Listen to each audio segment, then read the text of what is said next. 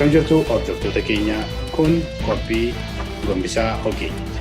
Qophiin Gombisaa Ogeeyyii akkuma maqaa isaatii ogeeyyii garaagarii mari'achiisuudhaan karaa sarara saatalaayitii ONN isiniif dhiyeessa. Qophii kana karaa YouTube yookiin Facebookidhaanis argachuu akkuma dandeessan laayik nu gochuu yookiin immoo sheer nu gochuus hin dagatinaa. Qopheessaan ani Solomon Namarraati.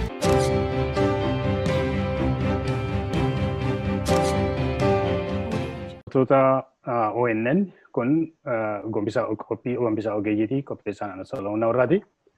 Guyyaa har'aa kana gidduu kana waa'ee biyya Itoophiyaa keessatti yakkamtooti nama ajjeesaa turuun warri nama ajjeesaa turan nama reebaa turan mana hidhaatti nama guuraa turan sababa tokko malee akka mootummaan Itoophiyaa seeratti dhiyeesse arginaati jirra.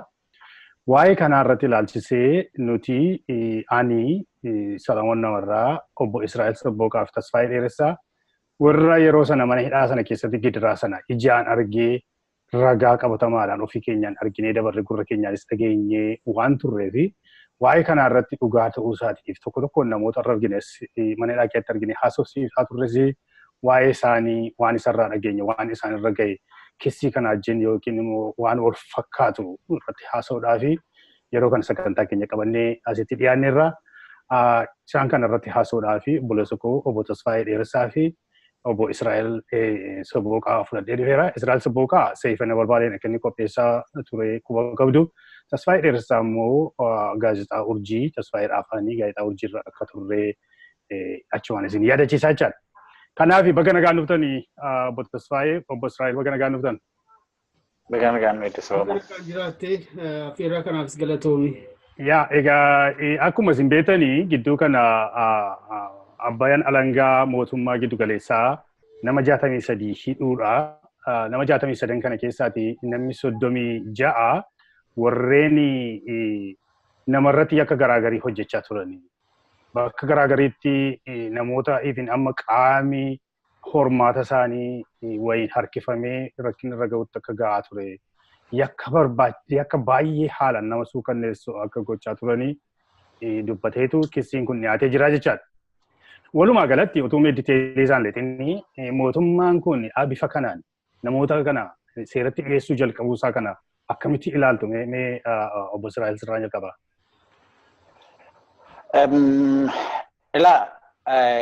Hidhaan baranaagaa wal jijjiirraadha waanti isaa. Warri duraan hidhamaa turan Oromoon sabboonoti, qondaaltoti dhaabolee siyaasaa, gaazexeessitooti, falmitooti mirga dhala namaa warri turan, warri mana hidhaa keessa turan yommuu isaan mana hidhaa mootummaa sana keessaati yaa'anii manni hidhaa sun yeroodhaaf qullaa yookiinis immoo namni yaraan keessa tureera.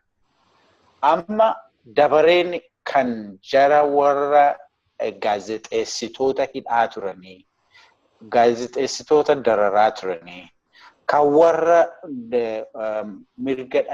falmitoota mirga dhala namaa dararaa turanii, kan jara warra qondaaltota siyaasaa Itoophiyaa keessatti sosso'aa turan karaa nagaasa ta'uu, karaa hidhannoo sosso'aa turan, qabanii hidhuudhaan dararaa turan dabaree isaanii yeroo isaan mana hidhaatti yaa'aa jiranitti ilaalaa jirra.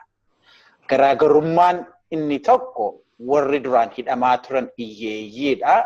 Warri ammaa sooroyyii, dureeyyii, qabeenyaa uummataa karaa adda addaa saamuudhaan qabeenyaa biyyattii garmalee warra saamaa turan, warra horii guddaa, qabeenyaa guddaa biyya keessaa biyya alaatti tuullatan yommuu isaan mana hidhaatti yaa'anii inni duraan mana hidhaa keessa ture yommuu inni keessaa ba'u karaa irratti wal bira darbanii jechuudha.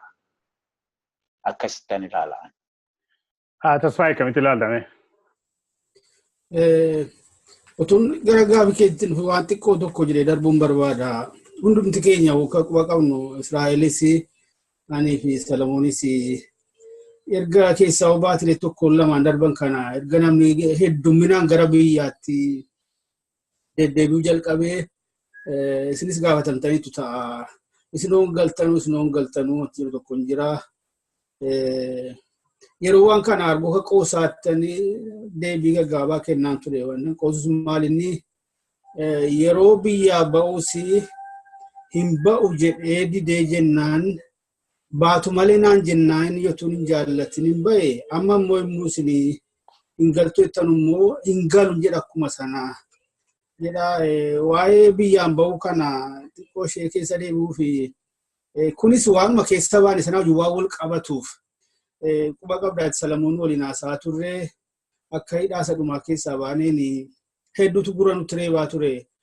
Namoota tun taane jaarmolii mirga dhala namoomaa jaarmolii waldaa gaazexeessitootaa sadarkaa addunyaatti sadarkaa godinaalee addunyaatti kottaa ba'aa malee anifati immoo walii galle qabna turre urjirmatti fuuna kan jedhu kanas immoo kan quba qaban jiru keessa waan wajjin mooraa tokko keessa kan turre kan akka Obbo Gombisaa Lammeessaa fa'aan kan akka Obbo Addisuu Bayyanaa fa'a ifatti waan akka murteeffadhee ba'ee garuu immoo gadi baanu adda ta'ee jarri kun maal jedhu maal kottaa ba'amuu jedhanu mootummaan kun waggaa 4 nutti fudhate achi keessaa sin baasuudha. Mootummaa kana wajjin diil gochuun akka malee nu nuffisiise waan akkasitti deebinee galuu hin barbaannu ammallee keeziin kan biraas hedduu jiru adaraa kottaa ba'a. Kana gara 7 nama tokko irratti ramadanii nama guyyaan bilbilee na amansiisuuf yaalu. Umarratti haalli dhibee dhufee laayisensii hojii isin haaromsuun didanii dhiibbaan garagaraas daddabalamee akkasitti malee kanaan immoo ol qabatee wanta kana kaasuu barbaadee fi keessaa waggaa 1-2 darban kana dabballoonni miidiyaalee hawaasaa kana irratti rimiddiidhaan baachii qabu kan hubadhutti waggaa 2 dura baachii tokkotu turanii isaan keessaa hangi tokko muudamanii fa'aa dhimma garagaraatiin keessaa baanii baachiin haaraan immoo ramadamee jira amma warra kanatiyyuu biyyaan baateessanii jireenya akkasii jiraachaa dimookiraasii kana maal gochaa isin kana isa dirqisiisanii nu oofanii jiruuf jireenya nu dhorkanii tarii Obboo jiraatetti deebina isa qabanii nu hidhu malee kalloonii akka oolaa guyyaa dimaa kalaatu nu harkisurra darbee bilbilaan galgalaa ganama bilbilanii amma dhufee adayee keessa rasaasaa kaa'amu amma dhufee barcumatti teessoo jala boombii kaa'ee waajjira kee hojii siguwaam haala kanaan warra nu dorsee jireenya nu dhowwee jiru dhorkee biyyaan oofeeti amma deebi'anii isin achi teessanii baay'ee nama madeessa jechisaanii isa nurraan gaanii madeessan caalaa jechaan immoo amma ishee kana kaasuu barbaadeessanii gara 3 jetteetti yoon deebi'u ilaa ilmoon namaa irra caalaansaa abdiidhaan ala kan ta'e jiraata ture hin jiru kan abdii malee jiraatu hin jiru. Abdiin waan akkasiinuma jira ture. Kanaafis immooti kan immoo carraaqiin godhama sun hundumtuu jijjiiramoo erguudhaafi lakkii kanan godhina sirrii miti kun amma hunduu ogummaa tokko irra turre gaazexaa maxxansuu irratti maal jedhaa turre isinoo mootummaadha waan feeta gochuu aangoo qabdu nam tokko lammiin biyyaa yakkamaa yoo ta'e qabdanii qorattanii mana murteessanii seeraan adabuu osoo dandeessanuu maaliif ajjettanii darbattu maaf ukkaamsanii dhabamsiiftu maaf hojiirraa arjettanii gidirsitu kana malee waa biraan jenne takkaadha kaallee waan tokko cabsullee darbannee hin beennu kanaayyuu terrorist mootummaa irratti kan kaka'e amma imannaan keenya dhumaa gaa በመንግስት ላይ መነሳሳት ትሪዝን ቻርጅ ይዳኒ ካናን ማልጃኒ ሙሂመተን ዩኒቲ አኒፈት ነገየ ሰለሞን ወራላ ተጅሩት ዩ ቦደረኑቲማ ቢያንስ የእድሜ ልክ ስርዓት ከዚያ በላይ ግን የሞት ቅጣት ይጠብቃቸዋል ያኒ ሚዲያ ላይ ተዋታን እንደረት ራዲዮ ቴሌቪዥን ጋይጣ ዋኒ ኡርጂ አገርሲሳ ani kana namoni warri nu gaafachu dhufan baatilee jalqabaa tokko lamaan sadan jalqabaa namni dhuftumbo yeroo dubbisu dura jaaje tokko na galu dideena himbo maalinni himbo warri nutti dhiyaatan nutti himan hiriyoota keenya boodara maal akkas jedhan tiyu miidiyaa irratti himanii adabbii du'aatu isaan eeggata kuni nuti bagan dhagayis garuu maamti haati koof abbaan koo kana dhagaan maal jedhu mucaa du'a eeggatu maleedhaa keessaa qaba obbolaan koo mootummaa amma kana itti gaafatamummaan ittiin dhagaamneedha nageenya lammii tokko immoo jedhamu qaamaa sossooqoo miti nageenya sammuus dabalata oduun akkasii lammoota biyya akkam jeeqa lammoota biyyatti warra namummaaf ilmoo namummaatti dhaga'amu. Yaa amma gara sanatti deebinaa. Qophii ture iyyuuti garuu garamitti immoo akka deemu iyyuu immoo hin beeknu asirratti otu dubbannu rakkoo guddaan qabaan. Maalinni warruma isaa amma jenne raawwataa turanti amma immoo yookaan warra haqa dhorkate warra jastiisii dhorkate amma immoo haqa kennina jastiisii sarbii goona jedhee itti gaafatamummaa kana fudhate akka wannoo kootti itti gaafatamummaa eenyuyyuutti hin kenninidha. Maaliif jechuun mootummaa waggaa 28 biyyattii bulchee uummanni takkaa dirqamatti kennatee hin beeku. Ilmaan dhugaa. Garuu gara sanatti hin dhufna. Walumaa galatti garuu irra teessee ilaaltu steppii kana fudhachuun mootummaa iyyuu at least in a positive direction jettee ilaaltu ammoo kana. Baay'ee tokkoffaa waanuma iyyuu eegamaa ture garuu hin taane kan hin eegamne dhugaa dubbachuu fi ammatti waan taatetti baay'een gammade. Xiqquma ishee dubbiin karaattas deebi'uu jalqabuu isheetiin. Kun immoo yakka dalaguu amanuu isaaniitiin jalqaba. Yakka dalagaa akka ture amanuu waan guddaa. Dhugaa dubbachuu dhugaatu baate haqatu baate. Hidhuu immoo jalqabuun waan lammaffaa. Garuu sodaan koo gaafiin guddaan akkuma jedhe warrumti waan kana yakka akkasii kana raawwataa ture hagam onnatu laataa. Hagam onnee qabaatu laataa kan ta'uu qabu gochuudhaaf. Maaliif kan hin diddibatin kan hin tuttuqaminoo hin jiru isaan keessa. Wal harkisuudhaaf adeema. Haala kana keessatti hagam onnatu laata waan ta'uu qabu gochuudhaaf. Haqa kana dhugaatti fiduudhaaf. Irratti rakkoo qaba. Isaanuma waan ta'eef deebise. Warruma yakka dalagaa ture. Tiyyuu ammas immoo kanayyuu sirreessinaa corrective goona. Corrective justice. Lafa keenya jedhanii yaalii waan jalqabu. Kana achitti yaaliin jalqabame dhugaa dubbachuuf baay'ee nama gammachiisa. Waa biraatiin otoo hin taane dhugaan dubbatamaa ture ifatti waan jalqabeef. Isaan waan gochaa turan amanuu akka toorcharii akkamiillee namarratti raawwachaa akka turan. Waan biraa miti. Isa nuti yommuu barreessinu kan akkam jettuudhaan doorsisan sana isaan dubbachuu jalqabuun isaanii waan guddaadha kun. Baay'ee gaarii. Israa'el mee gabaabaatti yeroo amma fakkeenyaaf abbaan alangaa akkanitti dhiyeessetti namoota shororkeessitoota jechuudhaan maqaa itti dibuudhaan yookiin waan garaagaraa irra kaa'uudhaan lafuma kaanii namoota hidhaa akka isaan turanii dubbata jechaadha keessisa sana keessatti. Mee gaazexaa Seefana Balbaaliin yeroo isinidhaan rakkinni isin irra ga'e akkamittiin akka jalqabdan mee gabaabsitee diskaayi gochuu dandeessaa? Fayyaa ta'e Solomon gabaabseen sitti waan dheeressuun qabu. Akka yaadattu yeroo gaazexaa urjii jalqabame kaasee isa duraa kaasnee gaazexaa dhuunfaa hojjechuudhaaf yaaliitu godhamaa ture.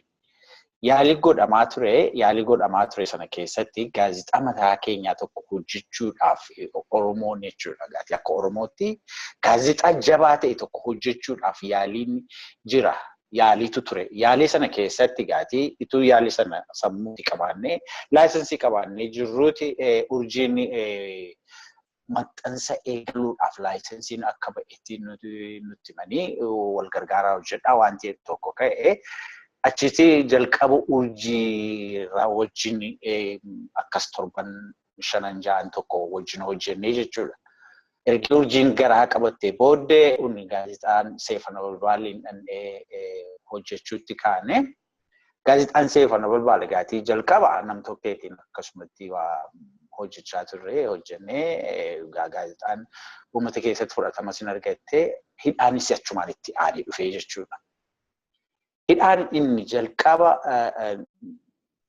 jalaa miliqaa akkas ji'a 2-3 tokko ergi hojjenne booddee dhumarratti bakka gaazexaa itti hojjennutti dhufteeti warri nacci labaashin nu qabde. Nacci labaashii jechuun warra civil plain clothes uffatanii warra magaalaa keessa deeman ijoollee warra waraana maakalaa keessa ture waraana wayyaaniiti. Afaan Amaaraayyuu baay'een beekanii afaan Oromoos hin beekanii achi dhufanii nu qabanii jechuudha. Nu qabaniif na fuudhanii deemanii akka na fuudhanii deemanii namicha afaan Tigree haasa'u tokkotu itti gaafatamaa maakalaa ture yeroo sana. Namoota inni kun gaasa jalqabaati jechuudha. Akkuma gaazexaa jalqabneen jechuudha. Akka mana hidhaa sana dhaqeeni ni yaadattu ta'a. Shugguxii baasee xarapheezaarra kaa'eeti. Eenyu maqaan eessaa dhufte? ይሄ ልሳንህን የከፈተው ሰራዊት እንዲያልቅልህ ትፈልጋለህ ወይ? ጋፊ ከዚህ ተኮ ነጋፈቴ እና ላ ቢያልቅም ባያልቅም ለኔ ጉዳይ አይደለም። ሲያልቅ ዜና ነው የምንጽፈው፣ ሲጨርስ ዜና ነው የምንጽፈው። ዛስ ኦል ከዚህ ውጪ ሌላ ምንም የምናደርገው ነገር የለም። እኔት ዳበን ጀደን አብ ፍራቲ ዴክሴፍ አቺቲ ሽጉጢ ባፈቴ ጠረጴዛራ ካኤቲ ሲንሲ አጄሱ ትሬጀ ግን ይሄ ልሳኔን የከፈተልህ ሰራዊት እንዲያልቅ ትፈልጋለህ አይደለም ወይ? ኖ ኡኒ ዋንተ ሰራዊትን ከሰን ኩን ዮዱሜስ ዮዲሴስ ኑፍ ዋንተ ፋይዳ ቀቡን ቀቡ ፋይዳን ከኛ ማይኒ የሙዱሙስ ኦዱ በሬሱ የሙፊቱስ ኦዱ በሬሱ ከነራ ከነፌ ኡማቲ ሳቲ ፊቱሳ ዋንቲ ኑገልቹ እንጅሩ ሙንጀሬን ቁፍቴ ቁፈከ ከና ሲን ዋኒ ጎዳ ማን ነው ይበርድልሃል ጀዴቲ ኤሰትና ኤስት ፈካቲ አራተኛ ፖሊስ ጣቢያት ነው የርኬን አራተኛ ፖሊስ ጣቢያ በከ ማጅራት መቺ ነሞተነም አጄዘን መነ ዱከና ከሰ ሰዓት ደሚ አፍሩ ጩፋ ከንታው መስኮቲ ከንንቀም ታፍኪን አሲ ገዲሮ በቤታ ተመርካቶ ዲቪ እጃከ በነቴ አከስ ኮርኒሲ አሲ ኦሊኒ ላልቱ ተመርካቶ ዲቪ አቺት መነ ዱከና ሰነ ከሰት አራተኛ ፖሊስ ጣቢያ ሰይደን አቺቲ ኦሊ ላሉ እንደንዴስ እጃከ ከስ በንተ ላሉ እንደንዴስ ነርጫ ታፍኪን ሳፍ ማይኒ ጪኒን ታፍኪን ገዲ ሀርጫ እና isma keessa mo fincana chitti balbala jalatti fincaa'u waaga maal goota jireenya mine guyyaatti si'a tokko duwwaadha kanatti mana fincaanii dhattu egaati balballi ni balbala warra security warra nama isaanii wajjin kan achitti gaafa guyyaa 40 boodde 40 mana sana keessatti dhabe boodde gaafa deebi maakalaatti mirmaraa fi munaaman gaafa naku completely qaami kun waan ta'eera keelloo fakkaateera aduu argadheen beeku qilleensuma argadheen beeku tafkii fi injiraanarraa harcaha sana boodde ammoo giida namichumti gaafa duraanii na qabe sun maannoo na gaafate suni ahunis barradalle jedhe ዋንተ የሚሞቅ የሚቀዘቅዝ የሚበርድ የሚሞቅ ነገር የለኝም። ታስቴት እኔ ስራዬን ነው የሰራሁት። ስራዬን በመስራቴ ሆጂኮ ሆጀቹ ኮቲፍ ሆጂኮ ዋንተ ነው ሆጂኮ ሆጀቹ ኮቲፍ ዳበተ ኤቲ ኩን ወንጀለተ ኤቲ ከን አቲነ ሂት መለሳቲ ዋንተ ገረብራ ዋንተ ጎደን ቀቡን ጀለ እቺ ቦደ ያ ሸንታማ ቦደ ishi kun gaatti hidhaa jalqabaati gaa hidhaan maqaa gaazexeessummaatiin isa jalqabaa achi booddeen na hiikanii kissiin mana seeraatti dhiyaate firdi beetiitti dhiyaate mana seeraa munna kummoo ammas lammaffaa hidhaan dhufee jechuudha. Maaliif kissii sanaa fi waasii yookiin wabii itti gaafatamtu inni wabii ati kaffaluu hin dandeenyedha. Gaazexaan keenya ergi eegalee yeroo baay'een taane horii baay'ee hin qabnu qabeenyaa ga'aa hin qabnu wabii mootummaan nu gaafatte sana baasnee ba'uudhaa fi qabsiisnee ba'uudhaa fi kanaafiyyuu hamma wabiin barbaadamee baanutti gaatii mana hidhaa keessa turuu ta'ee mana hidhaa keessa ture hidhaa inni jalqabaa akkas ture jechuudha. Egaati wayitii gaazexaa hojjettu maanni wanta at funded taatutti fakkaata mootummaa sanatti akkasitti fudhatu ummatis akkasitti akkanni si hubatutti miidiyaa isaaniitti dubbatu dhaaba siyaasaa gabraarraati yookiin garee hin beekamne tokkorraati akka horii ati argattu yookiin funded taatu garuu gaazexaa unoo yeroo kan hojjechaa turre fedhiidhumaa fi fedhiidhuma gaazexaa hojjechuudhaaf profeshinii sana profeshiniin sun profeshinii kooti profeshiniin ittiin bara baay'ee jiraadheedha. Kanaafiyyuu mirga yaada ofii ibsachuu sanatti dhimma ba'ee konstituushinii biyyattii sanaa keessatti isa barreessanii dhugaati. Isaan isarratti hundoofneeti kan hojjechuuf yaalii gochaa turre haa ta'uuti garuu hin danda'amne isin jechuudha. Galatoom egaa Israa'el. Tasfaayee yoo yaadatte ta'e akkuma amma Israa'el dubbate baay'ee yeroo garaagariitti akkuma hoolaa isaanii gaafa torban lama gaafa torban sadii nu waamanii maakalaawwitti nu geessu turan utuu salumaa hin hidhamin jechaadha. Achi dhannee keessi anamma yeroon mana dhaatii ba'ee gara keessi afurii moo meeqaatu nurra ture jechaadha waan sirras akkasuma ture yeroo sana. Isa dhumaa garuu kan baay'ee yaadadhu yoo yaadatte ta'e ganama bilbilan ganama biiroo yeroo nuti gallu ganama bilbilanii ati biiroo sagarachii keessa jirtaa silkii si barbaadennaan gara sana dhufee jechaadha. Yeroon silkii kaasu atattamaan amma Tasfaayee wajjin maayikalaawii akka dhuftanii jedhanii kan jedhuun erga argadhe jechaadha achiiti.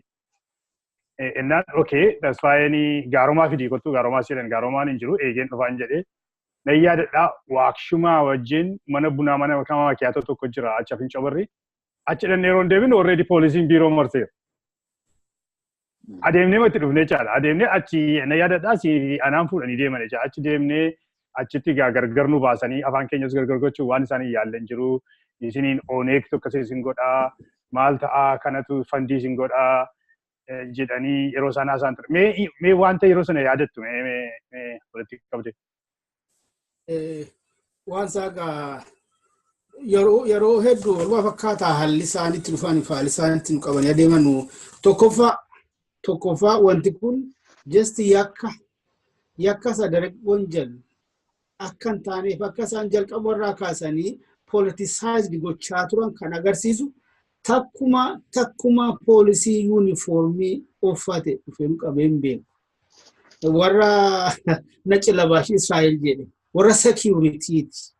Warra securityiti kunuma achirratti jalqaba dubbiin egaa waggaa arfaan urjii maxxanfamte torbanitti si'a tokko kan ji'atti si'a lama sadii ji'a lamatti gaafa immoo xiqqoo ishee nutti furamu ji'a lamatti si'a tokko lakkaa'ameen inni Israa'el jedhe akkuma sana waan isaan beekan haadha qofa biratti natti fakkaata ture inni shubbuxii gadi baasanii xarabeezaa irra kaa'an kun gaafi immoo gamada elektirikii kanatti dabalatanii bira kaa'u.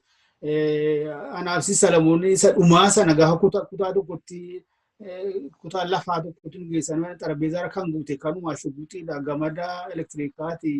Garuu waan inni irraanfanne keessaa waan tokko waan laphee kootiitti dubbadde akkuma Israa'el jedhe kan shubbuxii kaasee xarabeezaa irra kaa'etiyyuu gamanni elektirikiis jira. Barcuma isaarraa kaa'etiyyuu akkas foddaarraan namichi kun tekestee jedhanatti fakkaataa magaalaa qacaacaa tokko kaa'ee foddaarraan fooqii lammaffaarraa foddaarraan ala laalaatiyyuu asnatti garagaleef darubaan አሁን ስልጣን ላይ ያለው ኦነግ ቢሆን እንዲሁ አሁን እንደምትጽፈው ትጽፋለህ አንዴ ካና መስቲሙ እንደንደው እንጀደን አመስቲሙ እንደንደው ጋፋ ኦነግ ዱፌ ከከሰን አንጎ ቀበቴ አኩማ ከሰን ከነ ነሙካም ሲደባምሲሴ አጄሴ ደርቡ ጉሬ ሂዱ ዮ አን አርጌ ጨልስ ጋፋ ሰና ጋፋ jedheni waan akkasiiti waa'ee haala gaazexaa afaan uummata Oromoo irratti xiyyeeffate jalqabu xiqqoo isheetu jedhee darbe jibbu maaliif walumaa galatti biyyattii keessatti haala uummanni Oromoo itti ilaalamu irratti xiqqoo ishee ibsaa irratti qaba. Israa'elaan ifadigaa dhidheessas turre warra 20 keessa miti akka achi baane otoo achi jirruutiyyuu press law labsamte. Asmara Gombisaa wajjin kutaa tokko keessa turre innis gaa press memoriyaa keessa ture achuma teenyeeti wanti tokko argamtee waliin jenne carraan hojii akka kan mootummaatti hin deebine an mootummaa keessaan isee bahee televiziyiidha akka achi hin deebi'e murteeffadheen bahee gaafuma ba'u. Naafuu gaazexaa jalqabuu dandeenya. Akka baaneen garuu kana gochuu hin dandeenye humnis hin jiru zeerootti deebinee gallee akkasiiti warra maxxansuu jalqabantu turan gaayitoonni warra Amaaraa Mogariin yaadadha, Dawaliin yaadadha, Xoomaarillee jalqabdeetti, Xoobbiyaadha. Oduu gurguddaan oduu waa'ee Oromooti. Oduu kana oduus artikilas gama kooti Israa'el waan akkasii yaaltee keen beeku hedduu isaan bira qabeen deema. Otuma oduu gurguramu ta'uu beekanu yeroo akkuma throughout akkuma 28 kana waa'ee uummata Oromooti wanti guddaan wanti dubbifamu wanti dubbatamus otuma akka horii guddaatti argatan beekanu beekaa darbataniif bira darbu. Yeroo baay'ee waan akkasitti daddabalan amma teenyee gaa keenya ummachuu qabna kan jedhu raaniyyuu yaanni kun dhufee akka tasaa walitti dhufne gaa Israa'el Obboo Musee Asmaraa Abdiisaan si jedhe sana Obboo Tamasgeen fa'i namoota gara biraas mana ifnashitti wal arguu jalqabne haala kanaan deeme kana kan biraa kan irraanfatamne isa hidhaa sana caalaa isa waa'een wabii tuullaadhaan gaafachuu kun sanuma innis egaa akeeka qaba ikonoomikaalii dadhabsiisuudha. Gara dhumaatti maqaa koo qofaan kan mana isaan biratti hafe gara 65,000 yaadadha yeroo adda addaa kan qabsiifame sana keessaa kan deebi'ee hin jiru gaafachuus hin dandeenyu. Wanti guddaan tokko isa yeroo qormaataan waamamu haala sanaan doorsisuu intimideet gochuutiin alatti yoomuu kan irraanfanne tokko namticha Daani'eel Dassee jedhamu tokko gaaf tokko bilbilaa namichi kun yeroo sana miseensa koree hojii raawwachiiftuu mootummaa naannoo Oromiyaati. Miseensa koree gidduu OPDO'ti. Bilbileeti sana dura bakka tokko kotobeetti wal argine gaafa heerri biyyattii ragga'u gaafa sana tokko ta'ee sana booda iyyuu bilbileetiyyuu kana booda qabnee waan mana murteetti geessuutti fakkaatee naan jedhe. Maarree jennaan anumatu dhufee adda kee keessa rasaasa sii kaa'a. Anjela kana tokko namti garuu otuu dhufee rasaasa na keessan buusuu isaati akka tasaa du'ee duusaan naga'ee kan biraa guyyaa sanbata duraa tokko nuuf guyyaa muddamaati guyyaan kun maaliif sanbata guddaa wallee uxata ganama mana maxxansaa gallaa guyyaa nuti oduu kallattii adda addaatti fudhannuudha. Silkiin kun akka nu jala ba'uun barbaannu tokko dhaqeetuun silkii irra teesse. Himbilbiltiin kaabnaa sheerumaa himbilbiltiin kaabnaa sheerumaa himbilbiltii sa'aatii 3 anaa fi Geetaachoo boonsaa waltajjii amma Londaniin jira. Biiroo keessa yemmuu nagamu saanan kaaseedhaan isheedhuma. Dhuma irratti maal jetti waanan godhu beektaa jette dubartiidha kun immoo akka daa'imnatiidhaan bilbiltu nutti himteetti. Daa'imnatiidhaan bilbiletti. Amma waanan godhu beektaa ufeetan barcuma ati irra teessu sana jala boombii awwaaleen ofiisa keessanaa hojii soolitti si gubaa. Haala akkasiiti gaa anin beeku. Kan hin yaadatu Tasfaayee namoota achi keessa yeroo sana turan keessaa kan hin yaadatu yoo jiraate tokko namicha Baqqalaa jedhamu tokko yoo yaadatu ta'e Israa'eelis yaadata. Namichi kun afaan Oromoo sirriitti haasa'a. Afaan Tigree sirriitti haasa'a. Afaan Amaaraa sirriitti haasa'a. Kan warra Dabuubii sirriitti haasa'a. Warra ijoollee warra Tigiroota irra qaqalloosi nama jettan kana kan fuudhee olii gaddeemee namoota guuree mana irratti lakkoofsa ture yeroo sana jechaadha jechuudha. Taaddaseen immoo jira. Taaddaseen immoo inni mirmaraa shuumii ture jechuudha. Na yaadadha Tasfaayee. Maqaan baasaa Taaddaseen Masaratii. Baqqalaa sun Baqqalaa dhuguma Baqqalaan afaan Oromoo sun dubbata gaa akkam jeessa itti beekamaa. Tokkommoo nama Takistiyaan siin jedhe sana. Nama Nagaasii jedhamu tokko yaada. Nagaasii. Nama Nagaasii. Namicha Nagaasii. Inni jalqaba nagaafate isadha inni shuggutiin itti baafate sun. Egaa yeroo jettanii kan inni itti seenu barbaade amma fakkeenyaaf waraqata abbaan alangaa mootummaa giddu galeessaa kan inni dhiyeesse keessaa qawwee meeshaa waraanaatiin nama reebu yookiin immoo shiboo elektirikiitiin nama reebu yakka garaagariin namatti geessu yookiin immoo dhaaba siyaasaa kan biraa fakkeessanis waanii ta'uu kan jedhu haasa'e. Tasfaayee yaadatta yoo ta'e Israa'elis yaadata sitti dhufa. Yeroo dhandhe sanaa mana Taaddasee Mirmaraa Shuumii sana bira dhandhee inni achiitii gargar nu baasee afaan keeyyuu gargar baasuudha wanta inni hin godhin hin turre jechuudha. Isa immoo deebisanii immoo mana ishee giraawundii sanatti lafarra jirtu sanatti Baqqaleen fa'aa kuni gurbaan Tigireen kun fa'aa shugguxii afaan koo keessa kaa'anii yeroo isaan himi oneektis infantii godha kan dudduuba jiru isa. ispoortii garaagariin hojjechiisaa turanii jechaadha. Matoloqaa mallasee kan jedhamtu fa'aa sanaa wanni xarapheessaa irraa buttee fuula kootti gadhiistee gurbaan wanti haasan jedhan tokko matoloqaan immoo jedhan asatu irraan irraa ittis. Karaa meeqa rakkina guddaa wanti fidanii turan jechaadha. Innaa waan akkasii sanamee warra seera isa isaan amma inni ittiin kasase sana wajjin warra kan biraa dhiisi. Gaazexeessituma illee hin gahaa jechaadha wanti sun miti. Tasfaa itti dabalaa. Waa yaadatu.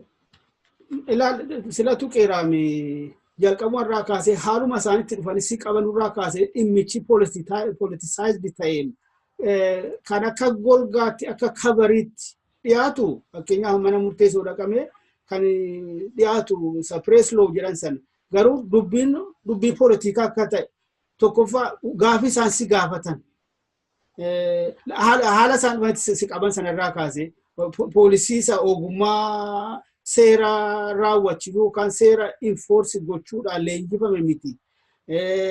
Warra daninezi kan dhufeessi qabu. Attees immoo teessu kan investigeessi godhu. Ani gara waggaa afurii deddeebi'aa turre sana keessatti warri ogeeyyii jiru poolisoonni ogeeyyii koorsii poolisummaa isa waggaa lama warri leenjifaman jiru. Mootalaqummaadhaan warri eebbifaman. Waggaa arfan sana guutuu kan ayyaadha nama masfin jedhamu tokkoo fi isa tokko maqaa isaa irraan fedhe warra ogummaa dhimma namni tokko dhuunfaatiin ukkasase tokko qofa irratti maqaa balleessan jedhe namtichi gara argobbaa tokko innumtuu uummata Oromoo arrabsinaa isa narrabsana hiiknee baafnee jenna nu deebisee ukkasase arabifaan arrabseenaan isa qofa irratti yaadadha warri ogeeyyii warri poolitikaadha alataan kan qoratan kanaachitti achirratti jalqabaa dubbiin qabaadhuma irraa kaase wanti nuti politisaayizdi ta'eera dhaabattiidhaniiru gaafii yeroo hundumaa kanuma maal siin jedhanii maal godhanii kana maaliif barreessite ajaja akkamii kenname kana takkuma shakkii qabaatanii hin beekanu garuu nuti of beenna hundi keenya addi bilisummaa Oromoos walitti dhufeenyi hojii qabu hin beeka egaa waan wal sobnu qabnu jara keenya waan hojjannu isaanis akkuma nama gara biraa isa dubbisuun alatti waan tokkitti na yaadadha 97 yeroo gara alaa dhufe kana obbo Xahaa Abdiin arge Londanitti yani egaa maal jennare maal dubbannare nuto waa gochaan jirru naan jedhani akkanatti ilaalu waan tokkitti akkanutti ofuma keenyaa yaalii gama keenyaa gochuu irratti carraaqaa jirru beekusaan warri mootummaa garuu takkuma shakkaniin beekanu kana irratti wanti tokko yeroo hunda kana hubadhu irra caalaa dhiibbaan urjii irratti seefan walbaa irratti kan dhufu mootummaa naannoo Oromiyaa irraa maalinni hojii hojjechuun dhorkaniiru. Hojiin kun isa kam laata hojjetamu kun isa gaafii guddaan isa bakka isa ajjeefnee darbannu isa ukkaamsinee hiinuu dhoksinu maaliif saaxiloota wanti biraa hojjetamu hin jiru. Sadhumaayyuu isa dhumarratti nuti duulan iyyuu gaazexaan kun dhaabachuudhuma qabdi. Kanaaf ragaan qaba nootii dippiloomaanii tokko naaf barreessee naa kaa'ee tokko qaba. Akkas jedhe baay'ee isin irratti qophaa'aa jiru. Tarkaanfii hamaa isin irratti fudhachuudhaaf qophaa'aa jiru. Adaraamma dandeessanitti haalatti hojjetan kana xiqqoo jijjiiraati waan mootummaan naannoo Oromiyaa kun jaallatu arguu dubbisuu barbaadu tokko tokkos barreessuu yaalaa. Baay'een isin sodaadhe. Jedhee dhaamsanaa kaayidee menni dirqama isaa fi xeetii gara biisaatti deebi'a. Garuu it was too late isa jedhanudha kun. Isaan already murteeffatanii nutti duuluudha. Kanan argee September 27 alaa deebi'eetan argee October 16 duulli sun kan nutti duulame. Achumaan hojiin cufamte. Israa'el amma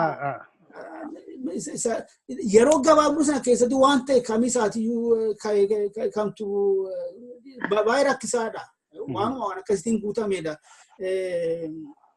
Ishee dhumaa tokko garuu sababa guddaa kan taate baay'ee murteessaa yakka dalagamaa ture sanaa fi ragaa gaarii waan taateef yaadatta'u ta'e dhimma makkanniisaati.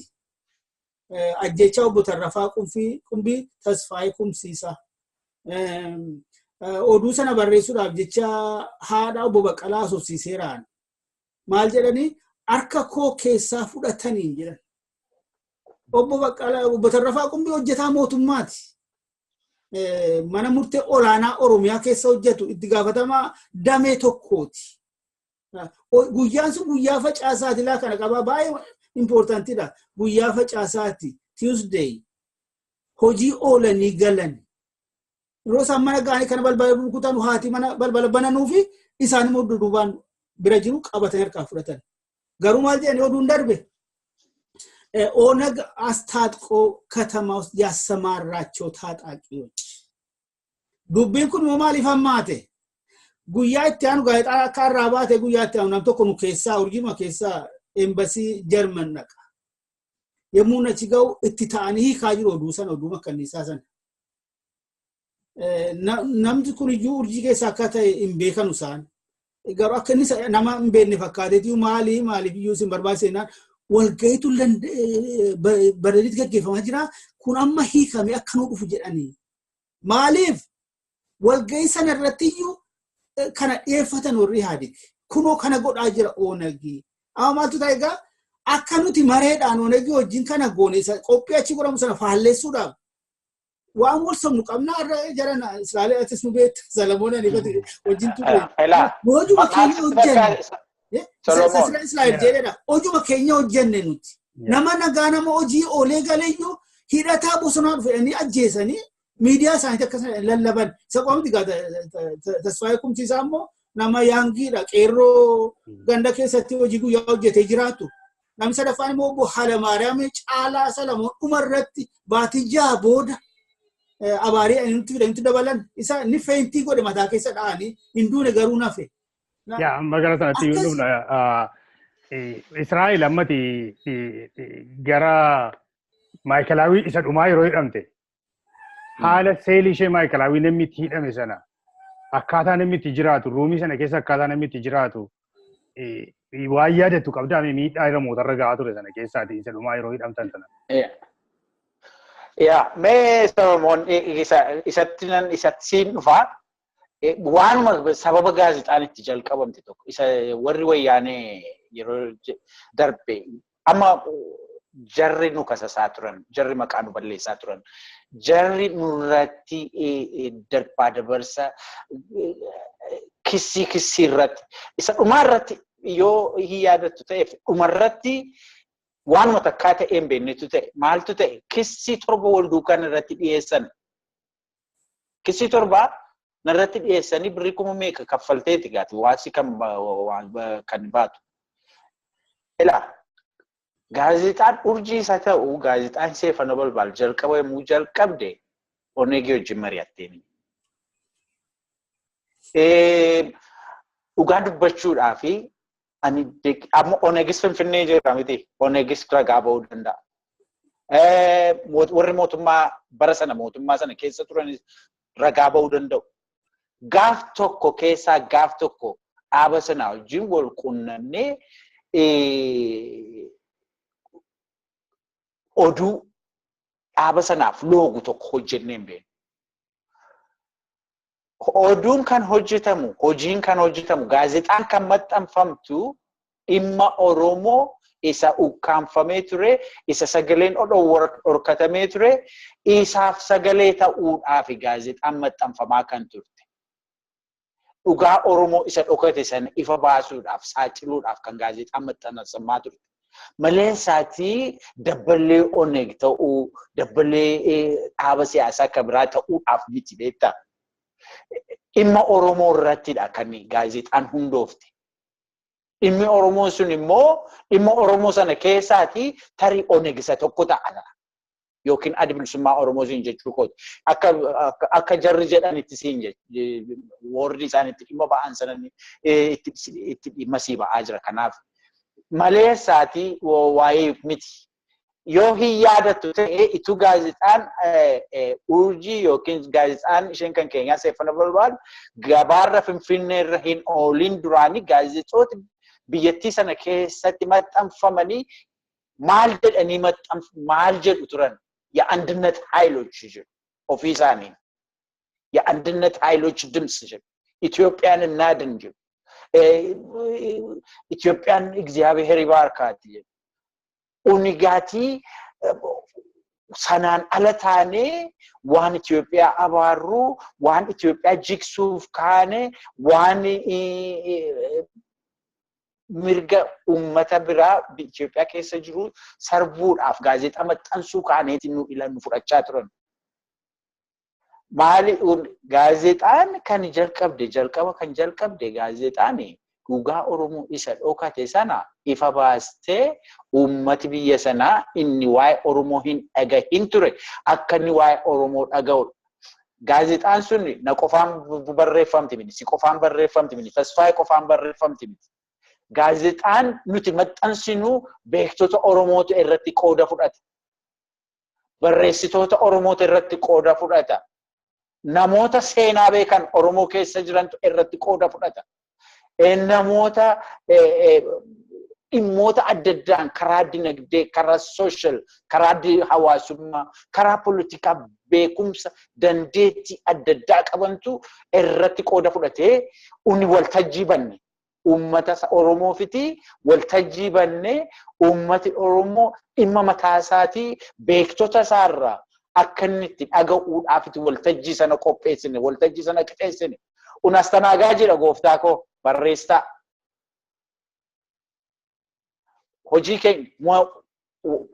Hojii keenyaani yaada uummata beektota Oromoo biraa dhufan qixeessinee gaazexaarra keenyee akka inni dubbifamu goonee uummatatti dhiyeessuu duwwaadha. Okay?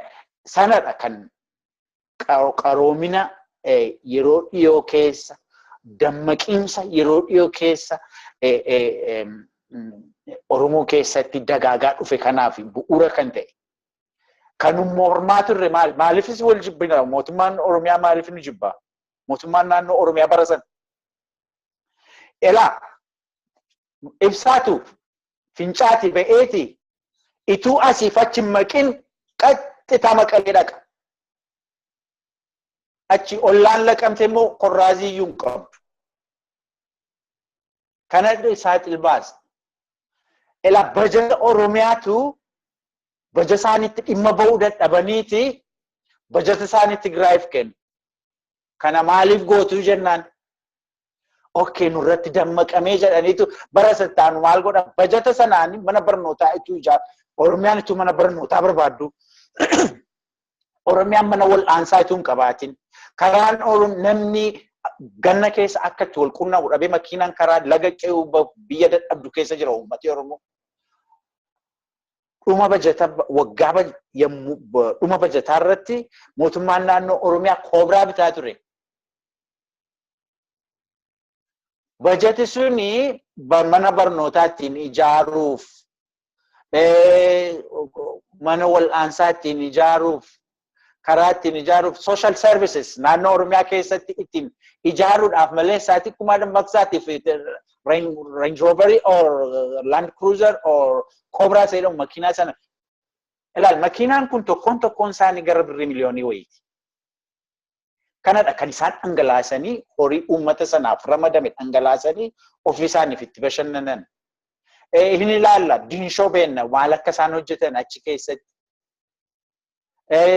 Dhaabolee dinagdee adda addaa isa isaan qabatanii jiran maal akka keessatti hojjetamu beenna. Kanatu saaxilama. Kanaaf nu jibbu. Walga'ii isaanii isa borii irratti maal akka isaan ajandaa qabatan dursinee waan saaxiluuf kanaaf nu jibbu. Maaliif shira isaan uummata irratti dalaganiti dura buunee uummatatti himna. Warri sun jarri sun ammas jiru. Bara sanas jiru. Unis jiru. Onneegis jiru. Ilaa lachuu isaaniiti kan Finfinnee jiru. Anaaf Tasfaayeen Addaneerra biyya alaa. Mee gaazexaa Seefa Nabalbaaliif yookiin gaazexaa Urjiif maal gootaniif jedhaati gaafadhaa jedhanii haa gaafatan. Onneegis itti haa himu. Maal nu godhame? An Onneeg irraatii saantima tokko fudhee hin beeku. Yookiin Onneegiif jecha hojii gaazexummaa eegalee hin beeku. Garuu dhugaan Oromoo keessa jiru tokko yoo karaa Onneeg as ba'a ta'e Onneeg dhugaa sana ta'ee asitti mul'ata. Sana dhoksuu hin dandeenyu, dhorkuus hin dandeenyu. Kanaaf baay'ina isaa interviewin keenya hooggantoota siyaasaati. Hooggantoota siyaasaa Oromoo haasofsiisni yeroo baay'ee beektota Oromooti kan interview goonu. Barreeffamni nuti maxxansinu barreeffama dhimma Oromoo ilaallatudha. Dhimma Oromoo ilaallatu taanaan immoo yeroo hundaayyuu wanta Oromoo barreessiteenaan maqaan sitti maxxanfamu Onegi taansee Ashabbaariidha. Achi aansee maanni mana hidhaati. Kanaaf egaa waa'ee mana hidhaati sila jetteettan sitti deebi'a. Nuti waan tokko hojii hojjennu keessaati waa argannee waa ol keewwannee viillaa ijaarrannee makiinaa gaariin deemnee yookiin akka gaariitti jiraannee yeroo hundaa inni ari'atamna. Baroota gaazexaa hojjenne sana keessatti Itoophiyaa keessatti Finfinnee keessatti akka adalaanu ari'aadha kan nun jiraannu. Garuu hamma sana gidduutti dhugaa Oromoo hamma tokko akka inni ifa ba'u akka inni uummati baru yaalii hamma dandeenyu tokko gooneeru. Ilaali egaa mana hidhaa nuti keessatti hidhamne keessa seelii keessatti hidhamne keessa eenyufaatu hidhamee jira? Uummata warra 4GD hojjetetti hidhamee jira. Uummata warra eeyoodhani mooticha biyya Masrii sana irratti yaalii ajjechaa godhantu hidhamee jira. Namoota economic crime keessatti qooda fudhatantu hidhamee jira. Namooti kun hundumtuu warra horii qabanidha, warra hatanidha. Warra qabeenyaa karaa tokko karaa kanas haa ta'u karaa biraa qabeenyaa biyyattii yookiin qabeenyaa uummataa karaa hin taane tokko of harkatti galfachuu karaa hin taane tokko karaa seeraan alaa dhuunfachuu yaalii godhantu hidhamee mana sana keessa jira. Nutoo hiyyeessa. Namicha dhugaa dubbachuudhaaf hidhame tokkotu hattuudhaa waliin hidhamee jira asiin jechuu kooti. Achi keessatti gaati namooti gaa beektaa maal isaan sitti maree manni diilalla sana keessatti namooti gadi ba'anii ifa arganii hin beekne yommuu gadi ba'anii maraatan namoota qalbii dabarsan namoota iji isaanii ilaaluu dadhabee achumaan rakkina hamaa keessa bu'an baay'ee maqaasii dha'uun hin danda'ama. Ituu yeroon jiraatee qalbiitiin maqaa isaanii tarreessuun hin danda'ama. Nama baay'ee himuun hin danda'ama. Akkasii Solomon. Galatoomi. Solomon Israa'eltu waan yaadachiise waa'ee hirmaannaa Oromoota hedduu hirmaannaa Oromoota dandeettii garaagaraa qabanu nuti garuu kan Oromoonni barreessan walitti qabnee keessa seccaanee maxxansinee uummata beeksisa jedhu kana waan yaadachiise kana qofa miti irra caalaa dhumti warri kutaa garaagaraarraa oduuyyuu fuudhanii nu gabaasan hedduun isaanii ofiin kan of kennanidha. Kana keessas immoo wareegama gurguddaa kan kaffalan fakkeenya tokko lama kaasuu barbaada. Nam tokko faa nama Jimmaan hojjetaa ture. Namni kun utuu dubbannu namatu of hin beekin uumama isaatiin gaazexeessaa ta'e dhalateedha. Keessaa'u investigative journalist reporter jechuu dandeenyu. Maaliif gabaasni Jimmaa urjiidhaa dhufu eessaayyuu hin dhufu ture. Kan akka gabaabaatti salphisee ibsuudhaa fi warri Jimmaa maaliin waan hunda waan kunoo ollaa isaaniitti ta'e urjiirratti waan arganuufi galgala yeroo ciisuudhaaf deemtanu qolee keessan qaqqabaa ilaalaa. Maali jennaan urjiin qolee namaatti qabattee rafti fakkaata. Amma kana tokkommoo gaaf tokko wayitu ta'a waan hamaa tokko ta'e Jimmatti warri bakka buutota miidiyaalee mootummaa warra Itoophiyaa Zeenaa Agalgiloot bakka bu'aan reediyoo biraa hundi waan kana arganii garuu waan darbuu hin qabne waan ta'eef egaa hin dabarsinu haa hafu jedhanii dhumarratti garuu immoo akka urjiin dhageenyu. Gurbaan keenya argatee isheeroo kanaa ijoollee daballee baafne akka urjiin nageenye. Naan kun egaa maal ta'ee bakka afurii ari'atan ogeessa faayinaansiiti ogummaa isaatiin mootummaadhaaf hojjeta ture in ari'atan. Hoteela dhuunfaa tokko gale in ari'atan. Ifatti hin beekan hin shakku garuu kasa ta'e. Otuu ifatti beekan yookaan naanii ajjeesu yookaan dhaabuusu waanuma shakkanuuf in ari'atan. Deebisee biizinasii dhuunfaa jalqabe jalaa cubsiisan. Zaakiri jedhama. Booda kan erga nu biyyaa baanee booda illee dhukkubsatee du'e jedhanii. Kan biraa immoo Baalee biiroo barnoota godinaa Baalee keessaa namni oduu nuu kennu jira. Nama kana wajjin persoonaal durumaa kan ol beennaa iyyuu akka nu gargaaru gaafadheeni. Maaltu ta'e oduun achi keessaa akka ba'u shakkaniiru. Namni urjiidha oduu kennu biiroo barnootaa godinaa Baalee keessaa akka ta'e beeku. Ifatti garuu eenyu akka ta'e hin beekanu. Kanaafuu duruunfataniituma itti gaafatamaa biiroo barnoota Baalee hojiirra ari'atan. Namni kun tarii akkuma Oromoo kamuu gaazexaa urjii kaasee dubbisa ta'a. Garuu nuti hin beeknuun. Na yaadadha Tabsaayee Gimbiitti namni gaazexaa urjii fi gaazexaa baay'ee sirkatti argame jedhanii waggaa tokko kan hidhame jira. Baa Oromiyaatti namooti baay'een gaazexaa urjii fi gaazexaa sama barbaadu harkatti argame jedhanii waggaa tokko waggaa lama kan hidhamantu ture jechaadha. Kana yeroo laaltu sababuma tokko uumanii Oromoo hidhaa ooluun, Oromoo ajjeesaa ooluun, amma fakkeenyaaf Tabsaayee yoo yaadatte ta'e gaazexaa urjii warra nama 65 keessii keenya keessa kan jiru jechaadha. 65 miti yoo yaadatte. Nama 65 keessaa inni tokko inni oldest inni jennu gaa nama waggaa 80ti nama ijoollee nama jalduuti. Mana hidhaatti du'an ijaarsisuun na yaadadha. Mana hidhaatti du'an. Mucaan tokko immoo mucaa jalduuti innis kan miilli isaa rukutamee qabame inni immoo waggaa 16 ture yeroo sana. Wajjinii galchallee ture jechuudha. Sababuma uumuudhaan amma gaa yeroo jarreen kana laaltu rakkina isaan keessa ga'aa ture sana. Israa'elis haa ta'u atis argitaniitti namoota keenya mana hidhaa turan galchalleettis argitaniitti exactly waanuma abbaan alangaa lafa kaa'ee jedhe kana nurras gaheera isaanirras gaheera nuti akka living witnessiti miti amma yeroo teessan ilaaltan himee teessan.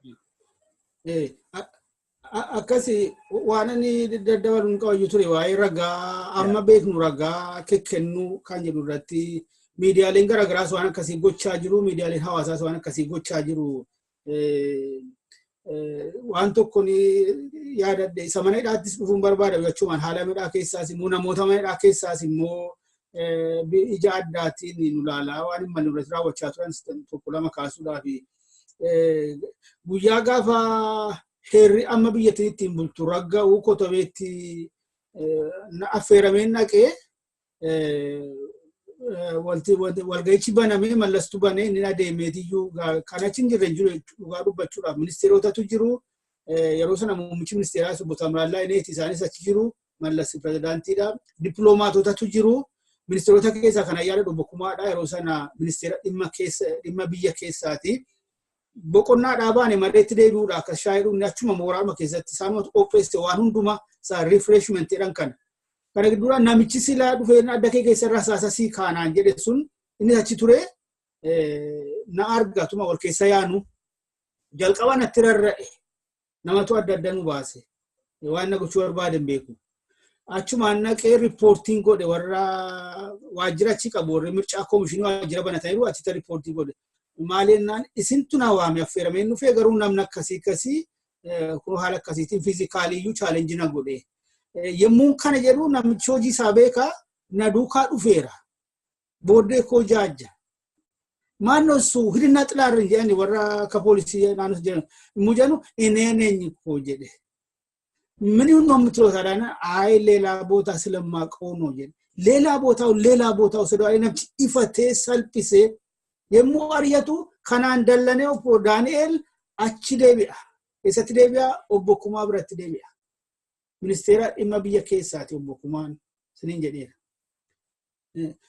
Achi waa tokko waliin mari'atu. Kumaa Dammaqsaatini? Kumaa Dammaqsaa. Maal waliin mari'atu? Sinittan himaa yemmuu isaa waa waliin mari'atanu nam tokko waardiyyoota isaanii keessaa natti fakkaataan beekuun nama kana. Waardiyyoota isaanii keessaatii waan isaan mari'atan kana dhaggeeffata. Sila yemmuu Daani'eel natti rarra'u immoo nu argeera. Ufee nattas deebi'ee harkas alaa akkas na hawata harkaan. Konkolaataa tokko daate. Nan dide aarii keessas waan hin jiruufi nan dide hin beekuun namicha kana. Ittuma fufee akkas naan jedha. Inuma hin dide. Innis dhiisuu dide. Amma dhuma maal ta'e kun jedhee dhaqee maal taate jedhe. yaa obboleessa koo an sin beeku jedhe. Garuu sirratti mari'ataa jiru dafii asii of baasinaan jedhe. Waan godhuun qabu miilaan deemna. Makiinaan qabu hin beekna Israa'el hundi keenya. Bakki sun immoo bosona keessa Civil Service College. Amma karaatti bahutti dhufanii waan fedhe na gochuu danda'u baarsaa fi bosona fakkaatu jira. Otuun kanaan jaajoo fi falmuu nam tokko maqaa isaa dha'uun barbaachisu miseensa mana maree paarlaamaa federaalaati namni kun. Garuu wal beenna duraan. Konkolaataa mootummaan kenneef qabaa, shooferaa mootummaan ramadeef qabaa, filmaata biraan qabu. Isas garuu hin amanu nan shakkaan qaama mootummaa waan ta'eef. Garuu filmaata waan hin qabneefan akkasin ta'ee na gargaartaan jedheen. Ba'uun qabaasi na gargaartaa. Namni sun isaan eegee alatti inni mataan isaa hundallane waan ta'e irratti kottu naan jedhe. Makiinaa keessa na kaa'ee nan dhufaa na eeggeedhe. Garuu ammatti sanatti muuna shakkee namicha kana innis tarii muunatti waamuu deemee laata. Garuu deebi'ee dhufee karaa dugda duubaatiin karaa fuulduraa miti. Galmi sun Civil Service College sana karaa guddaa irraa as dhufuu dandeessa. Dugda duubaan immoo baatee isa magganaa jedhatu baata. Karaa dugda duubaatiin na baasee fidee biiroo urjiitti na buusee deebi'ee gaafa sana na ukkaamsuudhaaf narratti murteessanii. Obbokkumaaf akka ta'etti quba qabaa. Otuu gaafa sana na argatanii hin jiru arra. Tokko kana samaneedhaatan kanaan dhufa. Akka himannaa nuti dhiyeessan sanaatiin. Akka murteen irratti murteessu qopheeffatan sanaatiin otuu duulli jaarmolii mirga dhala namoomaa jaarmolii wallaggaa jiraachuu baatees du'a sana silaan irratti raawwachifataniiru as hin jirru turre. Kanuma walitti qabee haala meedhaa keessaa gaa waanuma himamee dhumuu garuu wanti gaddisiisaan nuti maaliif barreessitaadhaan kan hidhamne simintoo qullaa rafa firaashii keenyallee kan fidanne nu didanii. Firaashii susukkuumamtee dhumte kan akka arraba saree akkuma hin jirre waan hin jirreen kan adda hin taane.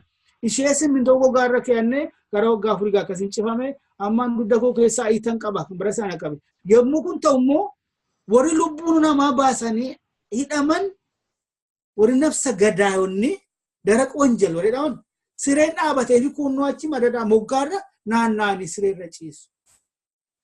Kanaan wal qabee mooraan ture keessatti namicha Fissaa jedhamu tokko jira. Isaan magaa warra Hiwaati. Egaa inni karchalleetti miti? Karchalleetti inni? Karchalleetti kuni karchalleetti. Inni amma lafa ciisuu kun inni konkiriitira ciisuu karchalleedha. Otuma mi'a kam mataa keenyaa fidachuu dandeenyu fidatan didanii firaashii illee kan fidan galfan dhoowwanii. Isayyuu gaa nama 180 mana tokko keessa. Kana akkuma salphaatti ibsuudhaaf yoo tarii galgala fincaan si qabee nanka mana fincaan naqee deebi'attee kaate bakkatti miila kee keessu hin jiru. Hunduma namarra fe'ee jira. Namarra jettee deemuu qabda. Hin jiru bakki waa lafti marfee buusan hin jiru. Fissaan kun maal godhaa walgahii sirratti waama. Gamgamaa jedhee kana yaadu keessaa gaaf tokko matsaafaa fidadhu keessaa matsaafaa tokko argee. Media power in politics kan jedhu mata dureensa maqaan kitaabichaa. Kanayyuu jecha seenuma poolitikaa ibsana keessaa fudhatee ammayyuu as teessee poolitikaa geggeessitaa. Gamgamaa isaatti 3 nama dura dhaabe. Dhufee yeroo barbaade gadi buusee mi'aan achii qabu sakatta'u raadiyoo akka nageef adoon irraa fudhachuu. Haala kanaan ijoollee keenya keessaa mooraa sanatti ijoollee keenya irratti daba agasin jedhamne jilbeeffachiisee adeemsisuu kateenaan dudubatti hidhuu yeroo tokko baasee ganama barii baasee garabsiisuu Fissaa kanatti maqaa abbaa isaa beeku Fissaa jedhama namichi kuni nama baay'ee arraba qaraa dabballees akkasin jedhamne waan akkasii garuu kuni dhiibbaansaa warra keessa darbitu waan taata intimidation jedhan kana kanaan immoo warra amlee jajjabaa ta'e malee warra ilaalcha jadi kun qabuuf dursee hubatee sanaaf of qopheesse malee atis beekta Salamuun yeroo erguma achi gallee booda namoota dhukkubsatan jedhanii deemanii as hin deebiin meeqaan meeqa. After all yemmuu nam tokko dhukkubsatu keessaa warra poolitikaa maqaa yookaan diddiba pooletikaatiin hidhame amma namtichi koomaa seenutti iyyuu hin geessan waan haakimi. Kana jechuunis du'uusaa yemmuu hanga tokko mirkaneeffatan. Kanaan ijoollee akkamii nu biraa fuudhanii deemanii kan nuti hin deebine meeqa lakkaa ture. Keessattis akkasuma ture. Israa'el dhiifama taasisaa. Anamma kan yaadadhu fi kootiif maayikalaawwiitii yoo yaadatta ta'ee maayikalaawwiin seelii tokko keessa akka koriidarii tokko keessa ruumii tokko keessa nama 20 teenyeetu nama 20 kan yaadadhu maanguddoon Taspaayinis ni beeka oni wajjin warra akkasuman keessaa Obbo Bayyanee Bal'isaa ni beekta yoo ta'e Obbo Bayyanee Bal'isaa yeroo adda bilisummaa Oromoo bahe sana miilli isaanii rasaasaan wayyaaneen garmalee rukuttee miitee baay'eetu jira miilli isaanii tokkoyyuu ittiin jiru isaan fa'itu mana funcaanillee akkatti dhabne kadhannaa meeqaan dhandhee baaldii yeroo isaan ruumii keessa nu kaanii baaldii nama 20 taanee teenya ruumii tokko keessa baaldii irratti immoo funcoofna achi galgala immoo silaa isuma irra yuusa garaa teessa.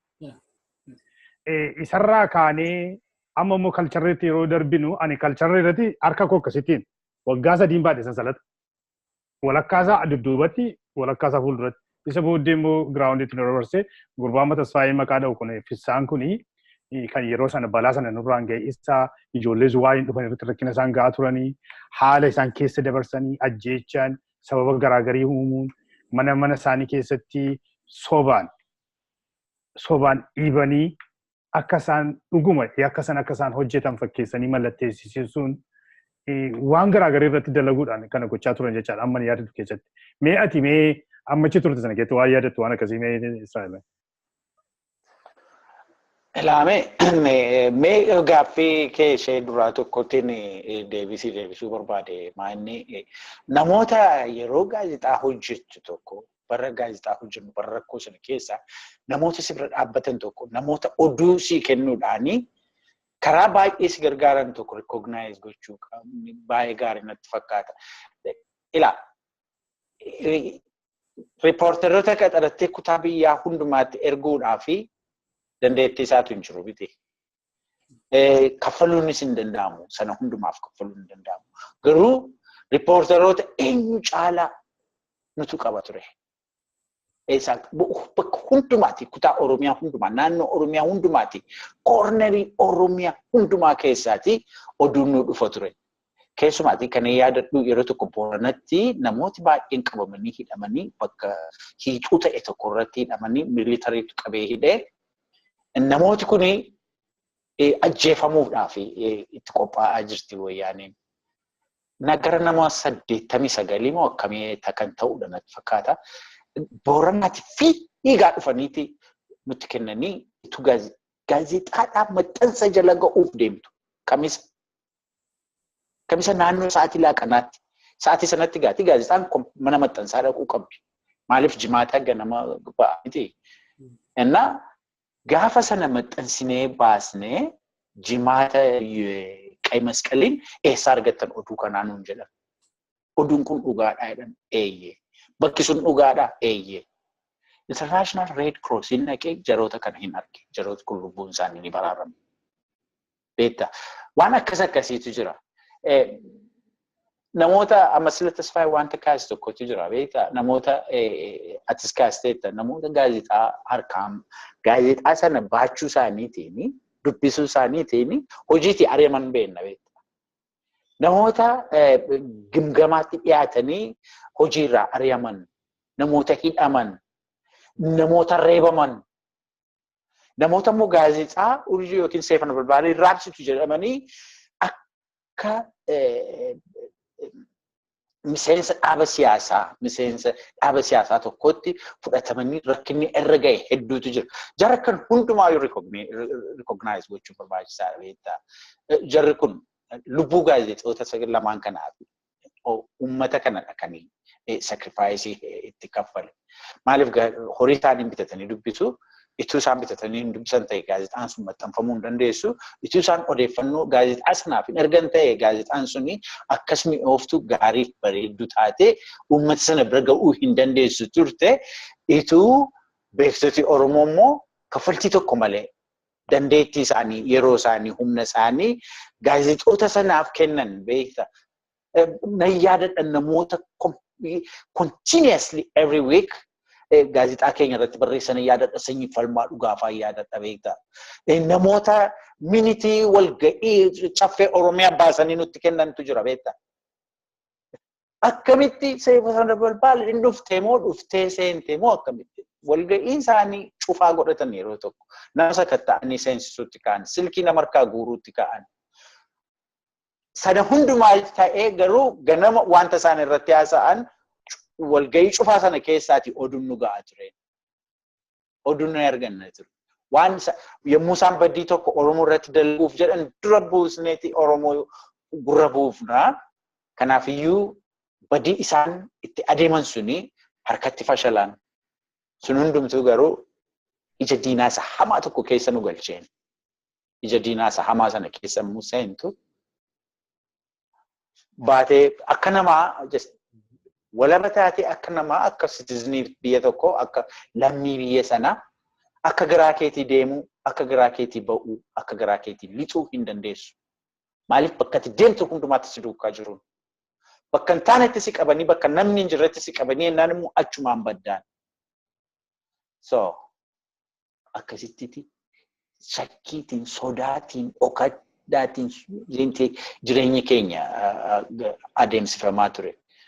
Sana alammoo gaati akkuma beektu mana hidhaati. Mana hidhaa sana keessatti kan nama hammam lakkoofte fixaree yeroo baay'eedha. Akka kan tasfaayifaa fi akka kan keetii waggaa 4 walitti aansee ni dhabne. Kan hin dhabne yeroo yerootti ni dhamaa ture miti. Yeroo yerootti ni dhamaa ture. Yeroo yerootti kan isa tokko isa kissiin torba yommuu namatti si'a tokkicha natti dhiyaatu sana kissiin torba eenyu irratti gaazexeessaa biyya sanaa keessatti si'a tokkoon dhiyaatee hin beeku. Maaliif kissii isheen duraatu harkatti fashal? Kissii isheen duraa yommuu harkatti fashaltutti kanaanii jireenya isaa guutuu mana hidhaa keessatti akka inni dabarsuu fi kissii hamma kana wal duukaatti dhiyeessinaa isa jedhuudhaan kan isaan kissii torba wal duukaa natti dhiyeessuudhaan mana hidhaatti na darbatanii jechuudha. Mana hidhaatti gaatiin beektaa doboqaa beektaa yommuu dhattu karchalleetti si erga firdi beetiin yommuu dhattu doboqaa jechuun akka waaniti akka xaarmusii wal keessatti miilli kee inni tokko miilla isaa fuudheetti laphee kee irra kaa'aa. Ati immoo miilli kee iddoo isheen jirtu hin beektu. Inni tokko immoo miilli isaa mataan isaa kun dhufeetti jilba kee bira jiraa. Akkasitti namni akka kuntaalliyyuu seeraan daraddaramu na fakkaata. Namni garuu akka sanatti ta'ee lubbuun isaa bulee nama borii ta'e ta'e yaaddu akkasitti dhagaa kan waan ta'e kan baay'ee gaarii. Yeah, so dhiifama gaa. Mee tasfaayee warratti carraan isinii kenna lamaanuu keessanii yoo akkataatti isinitti gaazexaan urjii tasfaayeeti gaazexaan safarbaal seefana balbaal roolii isheen qabsu Oromoo keessatti qabdu mee tu waa'ee gaazexaan safarbaal waan tokko dubbatte natti tola. Israa'eelati immoo vice versa tu waa'ee urjii irratti dubbattanii baay'ee natti tola mee naga ta'u. Mee daqiiqaa lama gaggabaabsaati. Anaaf laattee macharraa. Tasfaayee dhaabin kenne dura. Waan saagaa uummannis gaazexaa kana lamaan ija tokkoon laala ture. Diinnis gaazexaa kana lamaan ija tokkoon laala ture.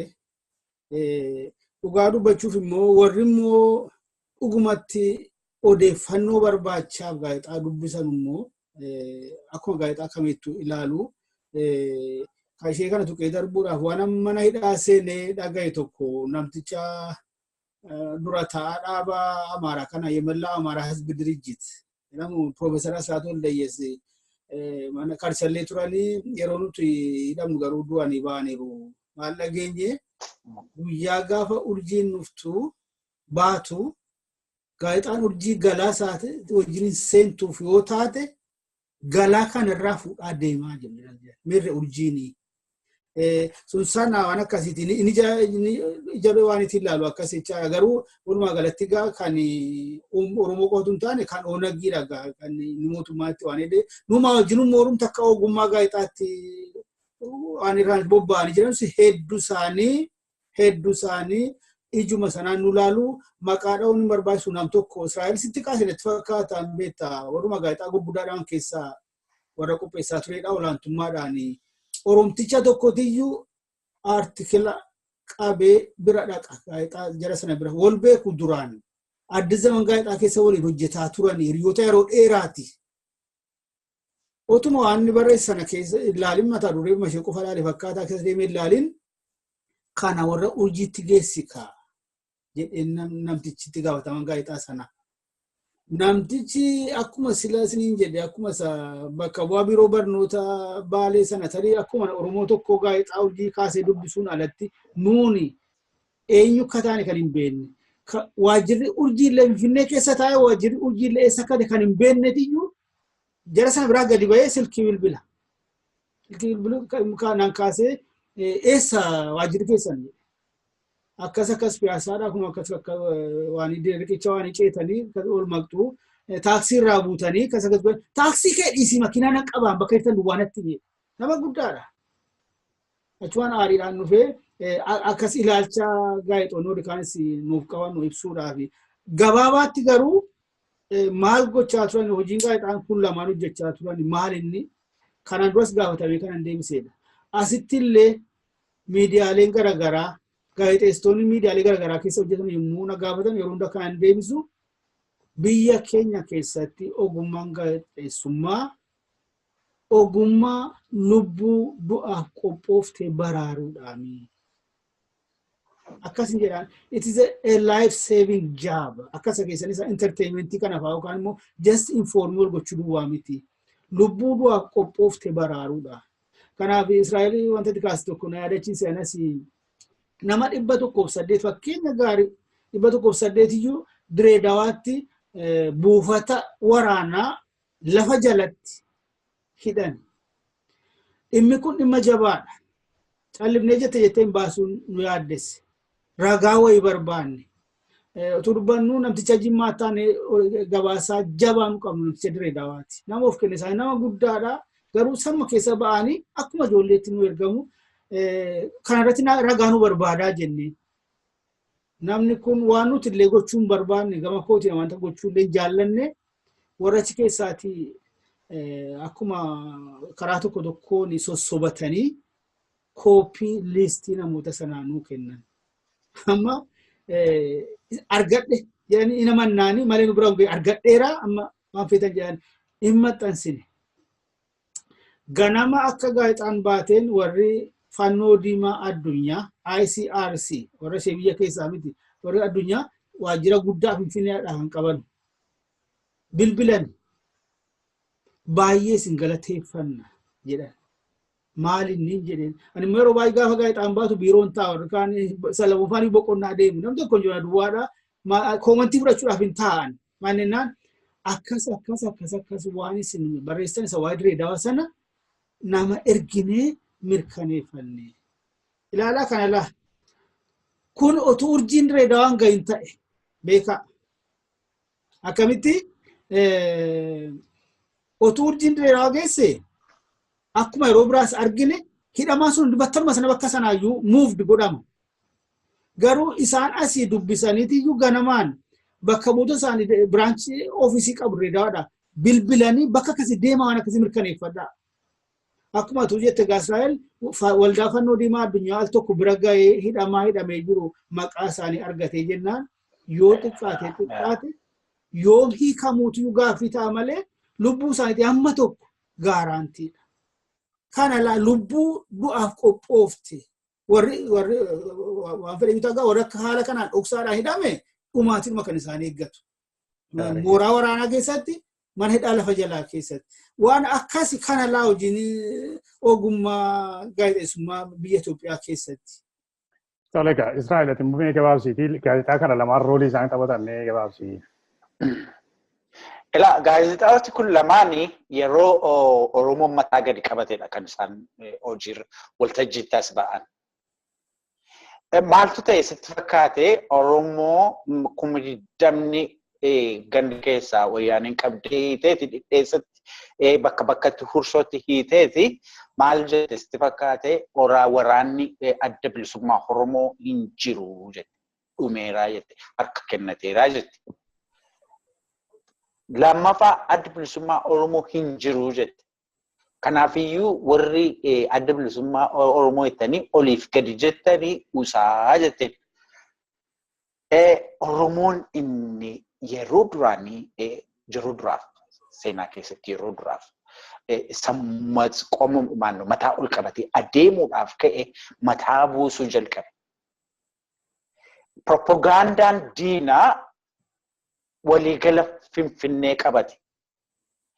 Wayyaaneen karaa tokko ololtii gaazexeessitootiif Habashaa karaa tokko ololuu miidiyaan mootummaa sa'aatii 24 dibbee reeba Oromoof kan dubbatu wanti tokko hin jiru. Sabaa'oon hin jiru. Adda bilisummaa Oromoo sochiinsaa akka duraanii hin turre yeroo sana. Maaliif hoogganni dhaabaa inni kaan Awurooppaa inni kaan as naannoo Afrikaa gaanfa Afrikaa inni kaan immoo baay'een isaanii wareegamaniiru.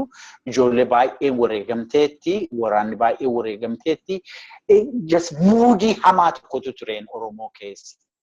Muudii sana keessatti gaazexooti lamaan kun kan isaan ka'an. Muudii hamaa diinni propagandaan diinaa karaa hundumaa, karaa mootummaa, karaa miidiyaa mootummaa, karaa miidiyaa Habashaa against Oromoo. Yommuu isaan itti roobsaa turan sana keessadha kan gaazexooti kun lamaan as ba'an.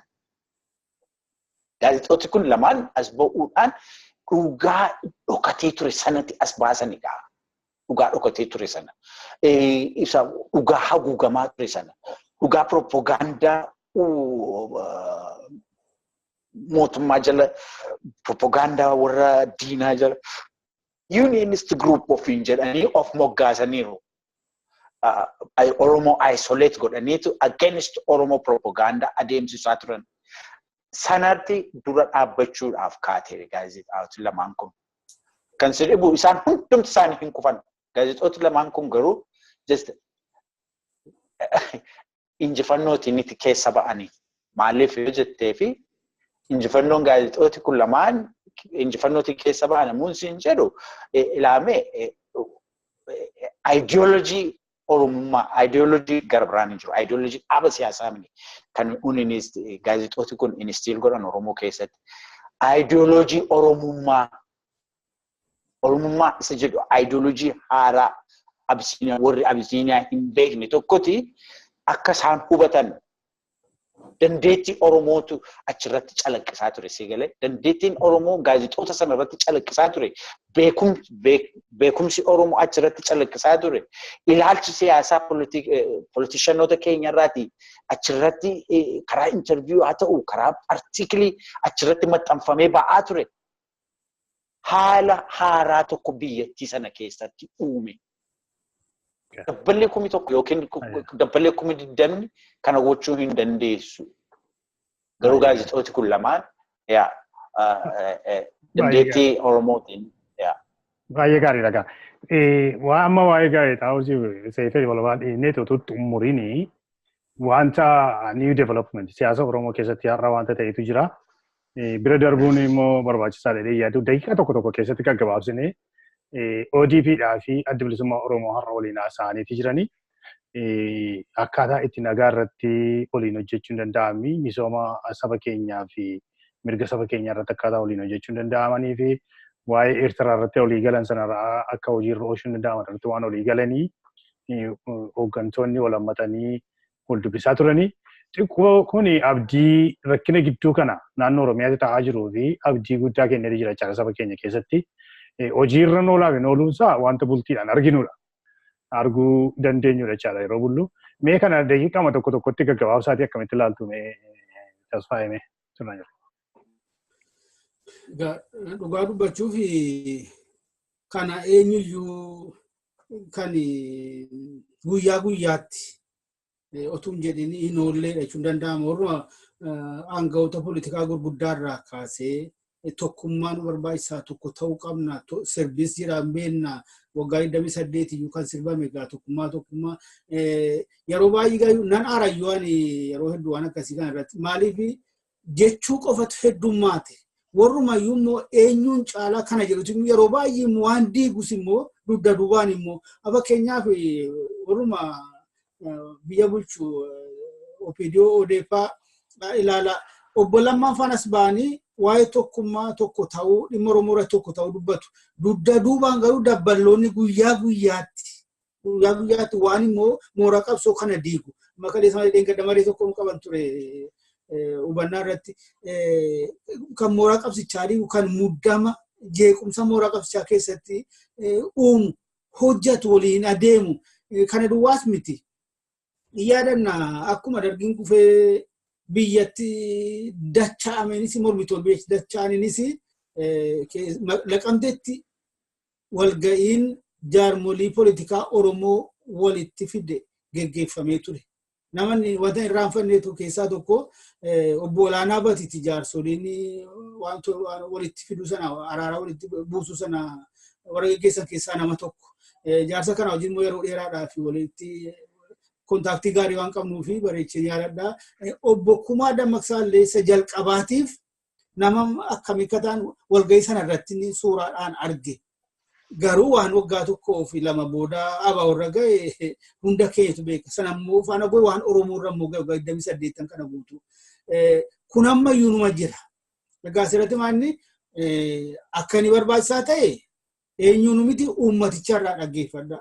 Garuu immoo rhetorics afaaniin oduu qofaan utuu hin taane immoo isa dhugaatti hojii irra oolchuudhaaf murtee murannoo koomitimentii lafa keewwachuu yaalii gochuu barbaachisaa. Kanaan alatti dhugaa dubbachuu fi jijjiirama ijoolleen Oromootti dhumtee fidde kana xalafuudhaaf gara ofiif barbaadamutti geeffachuudhaaf humni inni dhokatee ta'aa turellee inni moggaa qabatee ta'aa turellee warri dirree irratti ifatti isin waliin hin tumsinu ammas hin qubee balaaleffattan uttanii steejira yaajanii dubbataa turellee amma kunoo humna gurguddaa ta'anii dacha'anii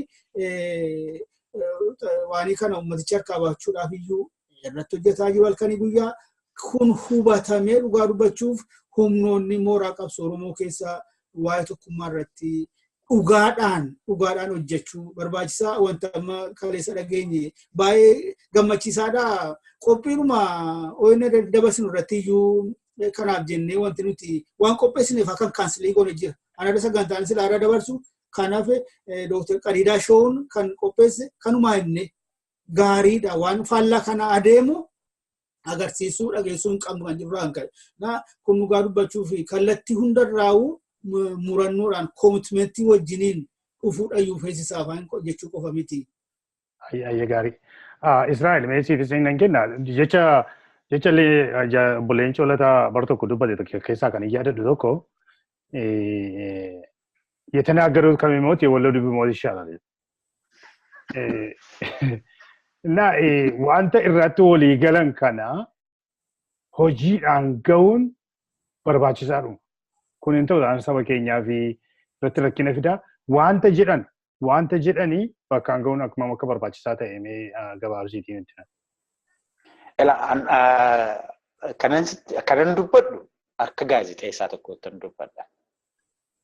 Akka gaazexeessaa tokkotti lachuun isaanii yoo anaaf wal qixama. Abbaa balleesse yeroo hundaa abbaa balleesse tan faradaan akka kootti hamma humna kootiitti siin jechuu kootti akka gaazexummaa kootiitti akka ogummaa kootiitti. Jarri kun lamaan adda bilisummaa isa ta'u dhaabbata dimokiraat ODP'n lachuun isaanii gidduu garaagarummaan hin jiru. Lachuun isaanii karaa fedhe haa qabsaa'anii ilaalcha adda addaa haa qabaatan maleessaati kan isaan hojjetan Oromoodhaaf. Oromoodhaaf haga ta'ee jirutti waan hinaaffaa of keessaa baasuun barbaachisaadha. Yommuu uummata tokkoof hojjettu sacrifice gochuu qabda ofii kee. Maal ilaaluu qabda? Ijoollee dargaggoo egeree guddaan fuuldura jiru ituu jiru lubbuu isaanii dabalanii saba isaaniif kennan kana ilaaluu akka fakkeenyaatti isaan fudhachuu qabna. Isaan fudhachuu qabu. Aangoon nama sassachiisuu dandeessi yookiin aangoon tarii hundumtuu aangoodhaaf yaalii gochuu danda'a. Garuu aangoon hin darbaa, dhaabi siyaasaa hin darbaa, Oromootu hin darbu. Oromoon forever inni jiraatan.